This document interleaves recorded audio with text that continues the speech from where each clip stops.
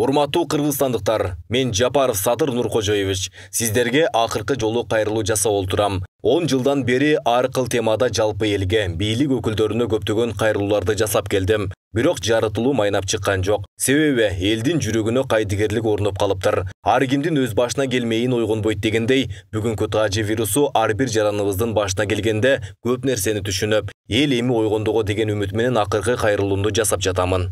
Эмне үчүн акыркы кайрылуу? Себеби ушул күнгө чейин башкаруу системаны өзгөртөлү, экономикабызды көтөрөлү, жаратылыш байлыктарыбызды сактап калалы, келечек муундарга жакшы жашоо түзүп кетели деген кайрылууларымдан эч кандай жыйынтык чыкпады. Жеке өзүм колумдан келишинче аракет кылдым. Жана дагы деле кылып келе жатам. Мамлекетим үчүн, элим үчүн бир принципте турушум керек деп, орду толугус жоготууларга учурадым. Ата энемден, баламдан айрылдым. Өзүм камакта жатам. Ошентсе да эл бар, журт бар деп, сатылбай, соодалашып кетпей, илгери үмүт менен жашап келем. Буга чейин кантебиз, эми жардам бериш элдин колунан келбей жатпайбы деген сөздөр эл арасында айтылып келди. Ооба, чындыгында канча жолу митинг, пикеттерге чыксаңар да, менин камактан чыгышыма себепчи боло алган жоксуңар. Мына азыр эми колуңарга 5 жылда бир жолу келчү бийлик тийди. Бул 4-октябрь шайлоо күнү.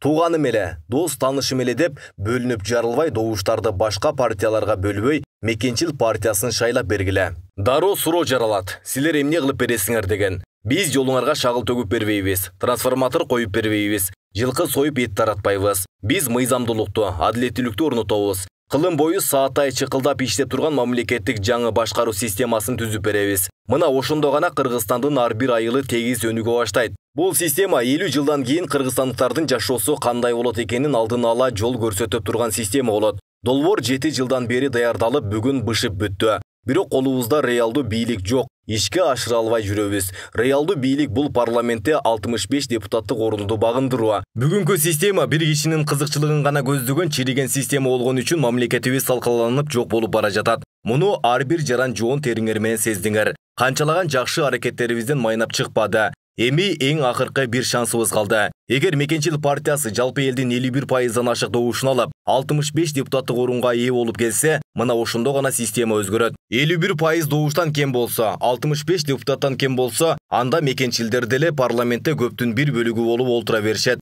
Дагы 5 жыл эч нерсе өзгөрбөйт. Себеби парламентте азчылыкты түзүп калсаң, эч нерсе чече албайсың, добушуң жетпейт. Башка партиялардын максаты менен багыты бөлөк. Аларга бүгүнкү башкаруу системасы майдай жагат. Себеби бүгүнкү башкаруу системабыз урдаганга ыңгайлуу. Баары урдайт. Бирок эч ким эч нерсеге жооп бербеген система. Ошол үчүн өзгөрүүнү каалашпайт. Партиялык система 12 жылдан бери мамлекетти талкалап бүтөйүн деп калганын көрүп турасыңар. Биз түзө турган система 3 баскычтуу болот. Премьер-министр деген кызмат жоюлуп, өкмөттү президент өзү башкарат. Кандай гана жоопкерчилик болбосун, президент өз мойнуна алыш керек. Парламент бир мандаттуу округтан шайланып келет. Ар бир райондун өзүнүн депутаты болуш керек. Жылда бир жолу эл курултайга чогулуп, президент менен парламенттен отчет алып турган система болот. Эми баарын айтып олтуруш үчүн бул кайрылууда убакыт жетпейт. Кыскасы, бийлик башында кандай адам келбесин, же кандай парламент болбосун, жаңы түзүлгөн система менен жаңы баш мыйзам бардык бийлик бутактарын сааттай чыкылдатып иштетет.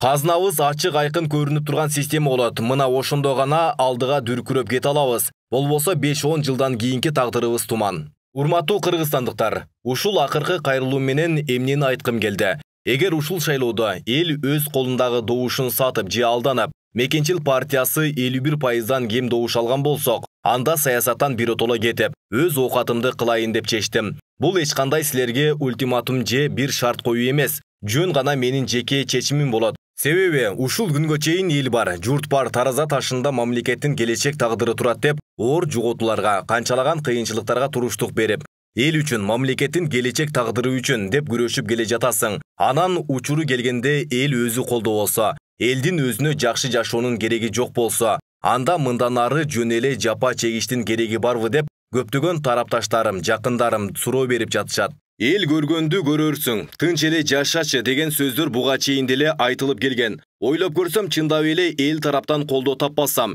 элдин өзүнө кереги жок болсо, андай эмнеге кыйналып жатам деген суроо туулат. Менин башыма түшкөн кыйынчылыкты душманыма да каалабайм. Бирок ар бириңер өзүңөрдүн менин ордума коюп көрсөңөр, дароо мен кабыл алган чечимди сиздер деле кабыл алмаксыздар деп ойлойм. Жалпыңарды терең урматтоо менен Садыр Нуркожоевич Жапаров.